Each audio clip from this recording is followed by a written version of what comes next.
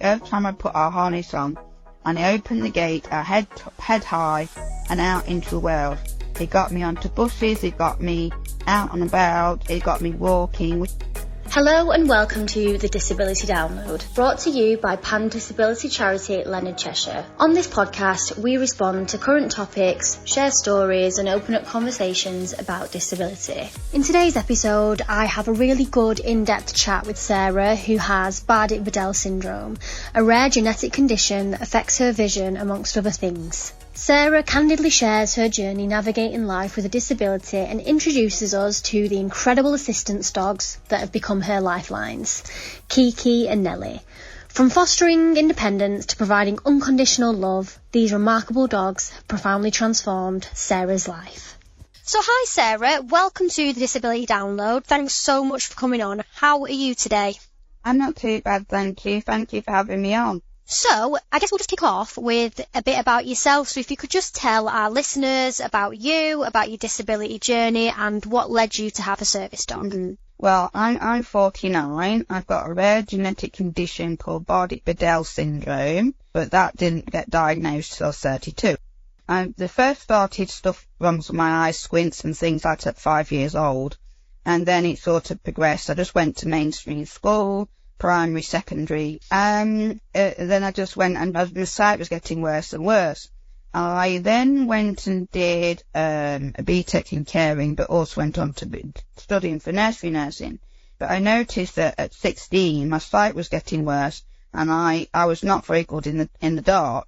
So I had a disability option during my nursery nursing course, and he came from Loughborough College, and he said, perhaps you've got RP, which is retinitis pigmentosa. I know it's a mouthful. It says, do you want to get tested? You do the field of vision test. So at 16, instead of going through my local ECLO, I went recommended through a relative to go to a private consultant, which wasn't used to talking to or treating a 16-year-old. I was diagnosed with retinitis pigmentosa at 16, and at 23, I had to fight like I don't know what to get registered as blind. I was just told I was going blind and that's it, off you go. I tried to work as nursery nursing, but they didn't really help me much.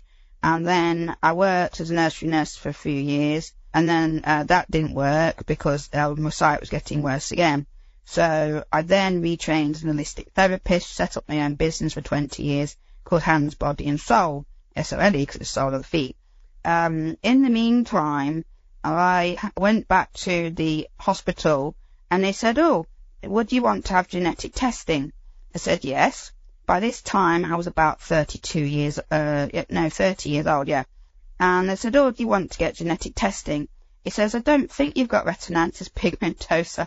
I think you've got this other rare genetic condition. Anyway, in them days, it was called Bardet-Biedl syndrome. And I got genetically tested, found out that I was actually got Bardet-Biedl syndrome, which affects your sight, affects your digestive system, and all things like that.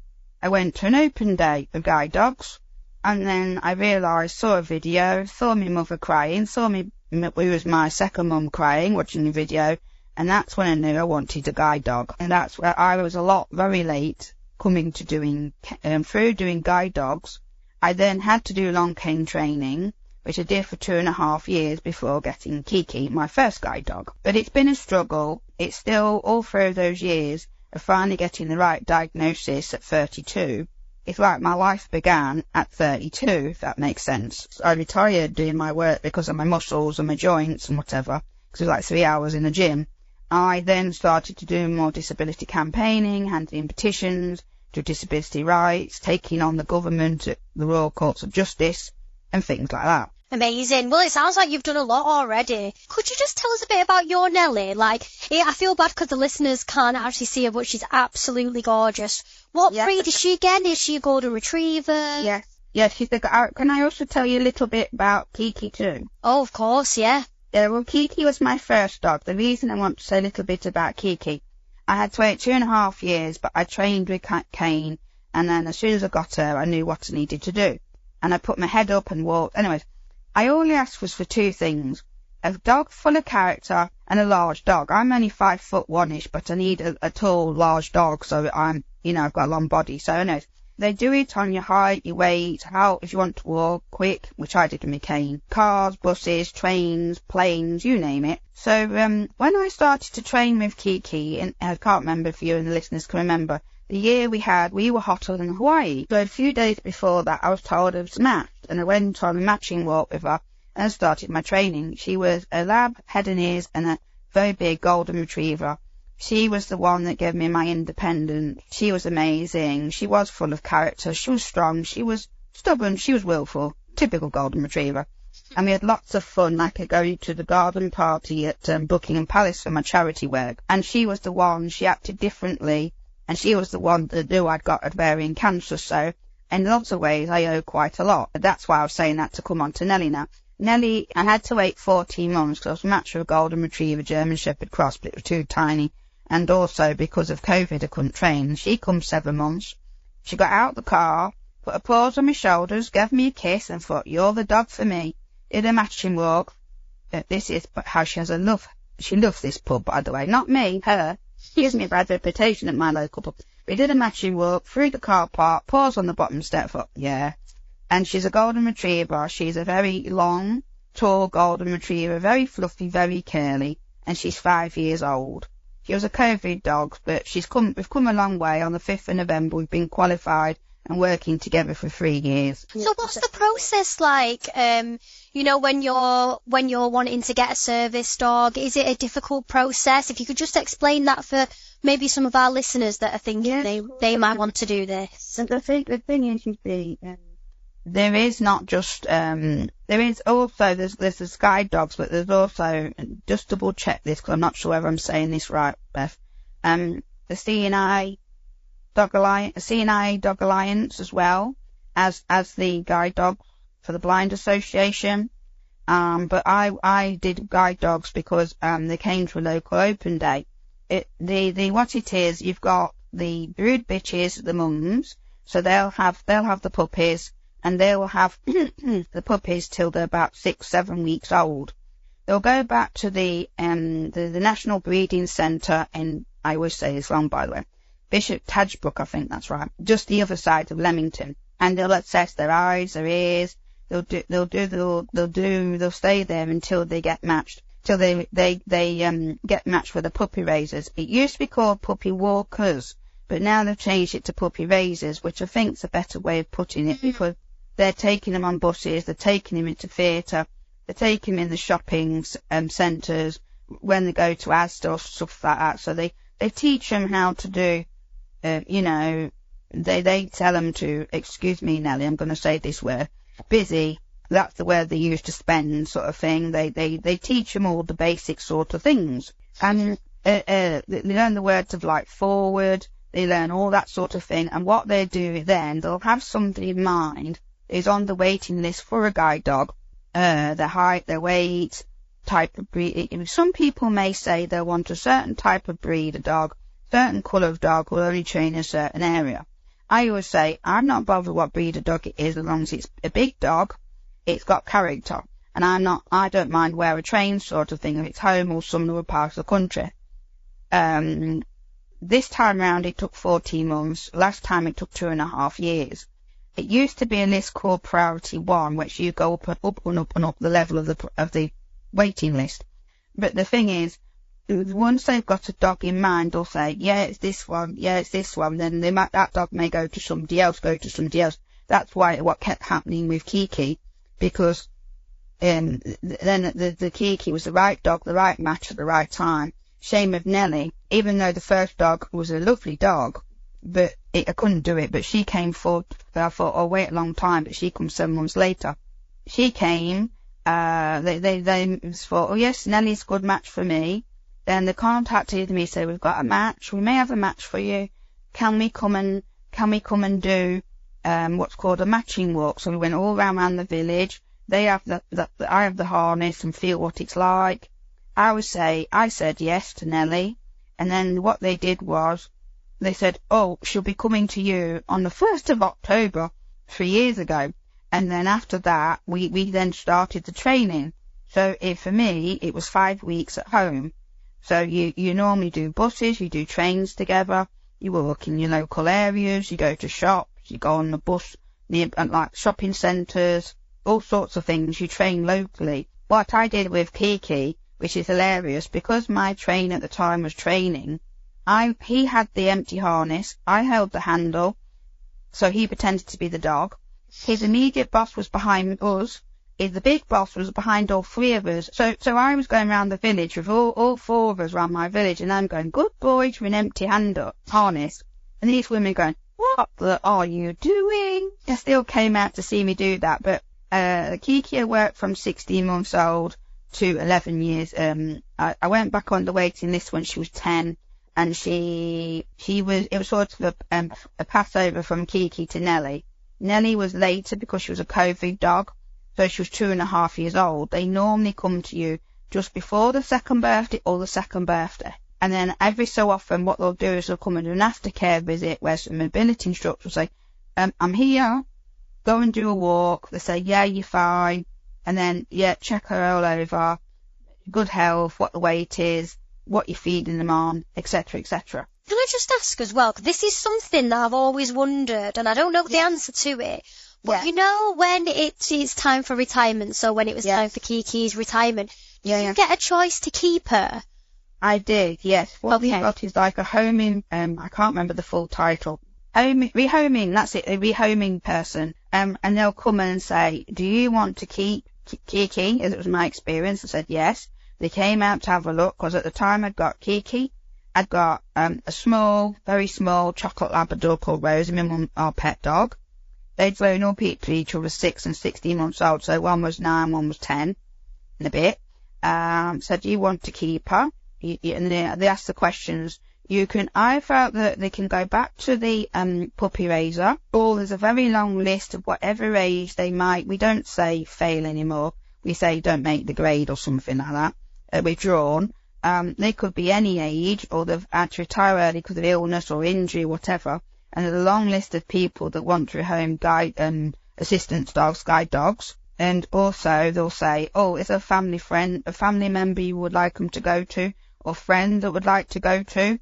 And I said, no, I want to keep Kiki. I kept Kiki, and she was here and had a lovely retirement for nearly 4 years. Because I always wondered that, and I thought, God, you must really form this bond. I mean, how could you not? You know, you're spending time with this animal every single day, and I just thought, I didn't understand what the process was, and part of me was thinking, do you have to give them up? Like, that must be absolutely awful. Some people have to, because they've not got no room. And also putting it into the mix, this is what was like it was for my area, but it may be slightly different for other people in other areas under different mobility teams. I can only say what it's like from the one that covers Leicestershire, Rutland, and the other bits that go with my mobility team. It might be slightly different, but at the time my mum was still with me and that sort of thing. But now with Nellie, I've got my friend Kate. She said she'd have her if I couldn't keep her, and she's not that far away. And also my friend Rachel, who's is a part of our fundraising group for Leicestershire and Rutland, she said she would do. So if you've got somebody nearby, but if not, the puppy raise will take them back, or because there's a long list of people that would like to rehome a retired service / assistance dog. Because even though they are guide dogs, I'm saying assistance dogs because guide dogs and CNI and the other one, pathways, I think, and other ones like that. Or if you're having to have a dual dog like my friend does, like for guide dogs and hearing, it is an assistance dog, and guide dogs will come under that assistance dog UK. Well, that's put my mind at rest a bit, and I think it's really good that you get that option, because I understand for some people, you know, like you said, they might not have the room. If they're going to be getting another assistance dog, they might not have the room for two. So exactly. I think it's really good that they have that option, that they can, you know, they can go to family and friends, so you can keep that contact. I think that's great. Yeah. How's it been having, you know, Nellie and Kiki? Like, how have they impacted your mental health and overall well-being? They've got me out when I don't really want to get out. The mental health is like with losing my parents in 6 weeks, and then Kiki, when she was still here, because I lost her in February, unfortunately. They've got me out of bed. They've got me thinking positively when I didn't want to, you know, and also get outside in the fresh air. we go locally to Everard's Meadows, and it's lovely because of the river. She swims against the current. She's a really water dog, whereas Kiki would only put a paw in it. She makes me smile, she makes me laugh, so did Kiki with her stubbornness and willfulness. And Nellie here is a full retriever, and she's not as stubborn and willful as what Kiki was with a bit of lab in her. But they make me smile, they make me laugh, they take me to all different places that I'd never thought I'd do. They said, oh, come on, you've got to get up, I've got to feed them, I've got to feed Nellie now, I've got to take her out for a walk, I'm part of this brilliant group of people that I'm helping to do an event with in end of this month, and that they've been there supporting me, my guide dogs fundraising group. I've got go to on the theatre. I'm going later tonight to see Chitty Bang Bang at a local theatre, and Nellie comes in with us, and they all say hello to her. She loves it, and people say hello to you, and it's really, really nice. And people in the village, when I walk around the village, they say, "Good morning, hello," and she's got they know Nellie, and they go, oh, when I go into my local cafe or my local pub, she always pulls me in the pub. Kiki did the same thing. The small story that made me laugh. I did rip off Britain for pavement parking in the village, and obviously Angela Rippon came out, and she said, "Is there any way you can get a car?" Yeah, in the Narber Arms, took her in. Now, I was going to a big oval table in the bay window. Anyway, she went to take me to my usual place where me and my friends go. And Steph said, "Oh, hello, Sarah, do you want your friend's coming, you coming from here? Do you want your usual cider, G&T, fruity gin?" No. I said, "A soft one." I said, "Don't be nice, Angela Rippon." Anyway, he said, "Oh, you don't know what's a taster." She came over and said, "Hello, is this your local?" I went, "Yes." I said, "Thank you, you lot." I said, "Thanks for being here." Showing you up in front of Angela Rippon. So then Nellie does the same thing. When they've got scaffolding doing all the work to it, she can't understand why she couldn't go inside the pub. And when they get off the train, I go past the car park, and she goes, "No, we're not going in today." And people are out because they can sit outside. But when they did, when it was warm, I said, and the last one said, "Oh, she's giving you a bad reputation." I said, "No, when she knows she's going in the pub, she gets so excited because they've now got a pet area and whatever. And she gets so excited. Oh, our mascots come to see us." Well, oh, flipping it. Both guide dogs show me up in the pub. That's the sort of thing. They make me smile, they make me laugh, and that sort of thing, and it keeps me going. But there's at times when you go to places and you've got to be nice, but sometimes you've got to say, we went into the pub and they said, "Oh, no, dogs are only allowed in that. There's next time going to the area where the dogs are to be allowed." But I just, and we were there with a friend who was going to in the pictures, and she said, "He's not allowed to do that, is he?" I said, "No." But I just left him to go back into the kitchen, back to speak to another member of staff, back to talk to a manager, and he come back, "I'm very sorry, it's a guide dog, isn't it? Assistance dog, isn't it?" I said, "Yeah, you can sit anywhere." I thought, and that sort of thing. And I go to Kiki, used to go to the Tigers. You go to all sorts of events. I went with Kiki and two other guide dog owners to the Magic Weekend for the Rugby League at Anfield and that sort of thing. So I'm big into sport and all sorts. So it gets you out to groups, but sometimes it's that thing of people saying, "You can't come in here with that dog," sort of thing. And I go, "It's a guide dog, it's an assistance dog." But there's still problems with taxis, there's still problems here, there, a little bit sort of thing. But it's better than what it was, but there's still access refusals, and sometimes that can be hard. But I just do it in a nice, polite way, and then if it's not so good, I get the engagement people or whatever involved to educate them to say, this is the reason why you shouldn't be doing this. But on the whole, it's been a very good and very positive experience having an assistance dog, and it keeps me going and it makes me smile. And I've done mad things to raise money for guide dogs, by the way. I jumped out of a plane at 13,000 feet doing skydiving, and I also did the 4th challenge of the Isle of Wight challenge of Kiki, my guide dog. Yes, looking over the cliffs in Isle of Wight. Oh, there's the servant. All right. But we both got medals, so I do, and I've done whitewater rafting and home pier point in the name of a friend. So we do all different things. I've tried sailing, I do all sorts of things, and I go on holidays, which I wouldn't be able to do that without Kiki, or with Nellie now, gone on the train and all sorts. So this actually perfectly leads me on to the next question. How do you balance, and also how did you do it with Kiki, but how do you balance letting Nellie sometimes just be a dog? Obviously, because, you know, she's got her role as a support animal. Like, are there any particular times when she's, like, off duty so she can go and have a play? Oh, yes, definitely. I'm going to be in a bit. I'm going to go and see my friend to give her a poster, but I'm going to walk her from my village into the next, because all connecting villages, and take her to the park and take her to run around. She's what called free running, so she works hard. Like, she'll work towards it's walking, but it's also called working because she's guiding me to get there, and she'll pull me because she knows where she's going. And then I'll get to a certain bit, I'll set her to sit, I'll take a harness off, I'll tell her to wait, take a lead off she goes. And then she does that quite a lot. We do that about 3 or 4 times a week, either by myself, because I'm lucky I've got 2 parks that I can walk to quite easily in my village, in the next village. But then my PAs and my friend will tell the friends, will take us to what's called Everard's Meadows. And it's that balance, because people think when they meet them, they say, oh, is my dog allowed to play with your dog? Because they've got this impression that an assistant's dog works 24/7. No, you've got to give them free run time, like downtime, to be a normal dog. And with Kiki and with Nellie, I've always done this happy medium. They work, but they also need to have a run round, meet other dogs. And also I do different events where different companies will get a meet and greet of the dogs. And they're very good, the staff or people you meet when you do collections, because I regularly do them as well. And they go, oh, are we allowed to stroke them? And says, so even though they're not working, Nellie loved it and Kiki loved it, they walk towards the people. And we do it in supermarkets or on the street sort of thing, in areas around where I live. Anyways, she loves that, meeting the people, getting the strokes, and then in events to get to meet people. And this is how relaxed she is.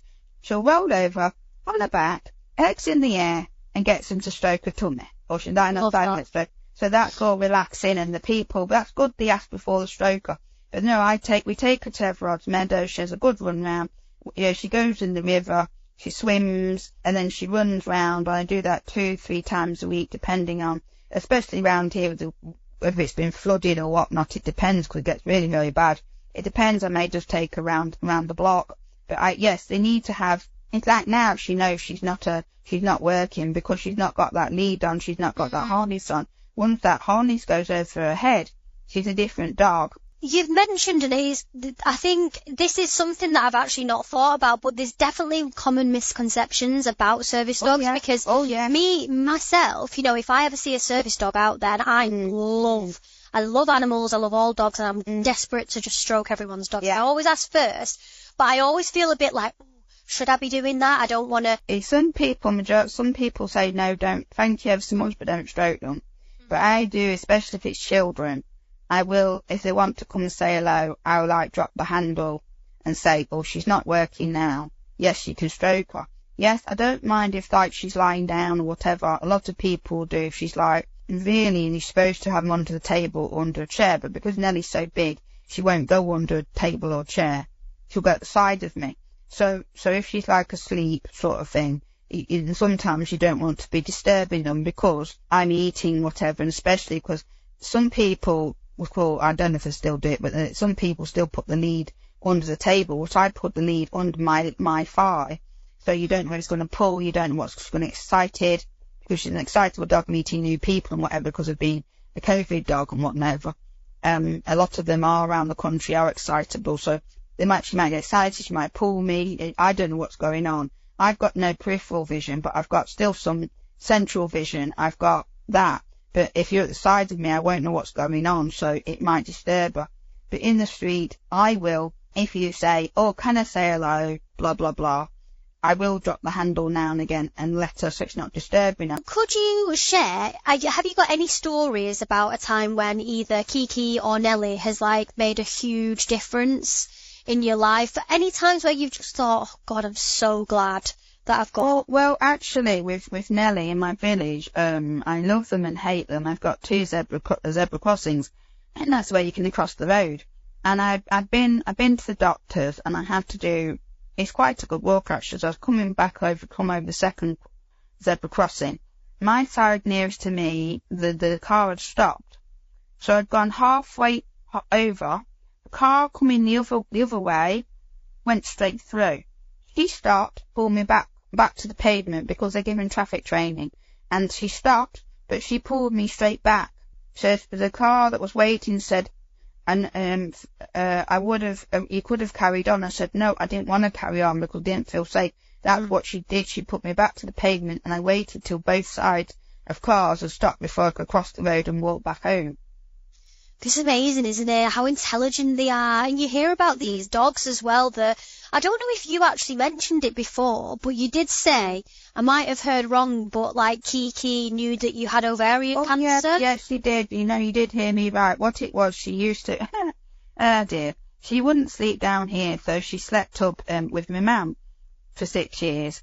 Then all of a sudden, she decided to come in with and sleep in my bedroom. My mum thought, she's a bit weird, she's changed. Then because dogs have got very good sense of smell. They even had some of the guide dogs that were in training but didn't make the grade as guide dogs. They went over actually to the medical detection people. So they were helping them to smell COVID on people, but they also trained dogs, labs, golden retrievers to also smell, recognise cancer. But because her smell was so good, she was, what she was doing, her characteristics was changing. She was sticking to me like glue. What she was doing was out of character for Kiki. Mm-hmm. It wasn't what she usually would do. But also with my Bardet-Biedl syndrome, I have problems with my digestive system. Yeah. But I knew it was something not right. And then I had the ultrasound, and Norman would say, oh, because I thought it was gallbladder, you see, because of my stomach. And they said, oh, because they noticed, and they did the ultrasound, I got pain in the area and my groin, that sort of a. So no. And with the testing, whatever, and also the ultrasound, they found it really quickly because it's hard to find really. But Kiki knew that I'd got cancer because dogs are very good at that. They can sense it. Well, I'm really glad she did because, you're in, did you say 5 years remission? Yeah. Which is amazing. Yeah, it's just, because you might not have picked it up until a bit later. She wouldn't have known. Cancers are very hard to test for, very hard to find. And I just knew it wasn't right with even my conditions of my syndrome. It wasn't right. And also with the different things, my doctor did the blood test for the hormones. You find the hormones quickly, and also the ultrasound. They found it and got it in time, but it's what they call a silent killer because you don't know until it's too late normally, unfortunately. So for our listeners who might be interested in, the idea of therapy animals or emotional support, dogs, pets, do you have any resources or recommendations that you could share with them where they could learn more, or just any advice really? If you want to do assistance dogs, guide dogs, CNA, Alliance, that's the full name, just double check that 'cause I'm not sure if I'm saying that right, by the way. I think I'm just about there with it. If you can always go to your local mobility centre, you can go online. You could also contact people. There's a lot of different, on Facebook you can find, or Twitter or other social media. You can find a local fundraising group. For example, mine's Leicestershire and Rutland. You can find them. They do different things on Instagram, all that sort of thing. And they can give you some advice of where the local mobility centre is. And you could go to an event that, like the one we're holding at the end of November. We're saying, come and meet the puppies, come and meet the guide dogs. So then you can see the puppies, the guide dogs, talk to guide dog owners or assistance dog owners, what the process has been, how they found it, and stuff like that. There's also the websites for guide dogs and seeing iDogs Alliance, and they will also have different things on Instagram, Facebook themselves. And then you can go to different open days. You can get more information from the people that have trained the dogs, stuff like that. And you can then see whether it's right for you. But find out the information. Go to a local group. Be part of a local fundraising group. Because even if you've not got a dog yet, you could go and volunteer or help them. And then that gives you a really good insight of what happens, what you'd have to go through, how long you'd have to wait, what the training would be for you, what the training if it's just for vision impaired blind people, but also if it's a dual purpose training, dog that needs to be trained for different disabilities, and that will give you good footing, and that will help you, because I found it easier second time round because I've got these people I could talk to. It's better if you've got people to talk to and people that have been through the process before and during and after you've got assistance dog, if that makes sense. Yeah, it makes perfect sense, and it really, I didn't realise this, but it sounds like there's a whole community out there. Yes. So finally, final question, looking back on your time with both Kiki and Nellie, how would you describe the role that they've played in your life? So when I found out I was going to get Kiki, and the first time I put our harness on, and I opened the gate, I head high and out into the world. It got me onto buses, it got me out and about, it got me walking, which I was doing with the cane, but it's less concentration, it's less tired. I go to the theatre with Nellie. Her claim to fame is, yes, we are talking about you. She turned around and sat up and turning towards me and sort of towards my phone, she knows I'm talking about her. She went into the theatre in Blackpool. We went to see Rocky Horror. She was asleep. She had her head on my friend's foot, a bum on my foot, and she was asleep all the way through Rocky Horror. She's been asleep all the way through Tina Turner. So it's that sort of thing. We go out and about. I go all over the country. Thank you so much. It's been wonderful to chat to you today, Sarah, and it's been great to meet Nellie as well. So yeah, just a big thank you from us at the Disability Download. Thank you. I've really enjoyed it. Thank you for having me on and let me chat about my experiences and people find out more sort of thing. Thank you ever so much for letting me come on. We'd love to know what you think, so get in touch by emailing us at disabilitydownload@leonardcheshire.org, or you can contact us on Twitter or Instagram at Leonard Cheshire. If there's a guest you'd like to hear, reach out to us and let us know. And don't forget to like, share and subscribe to the podcast. Thank you for listening to the Disability Download.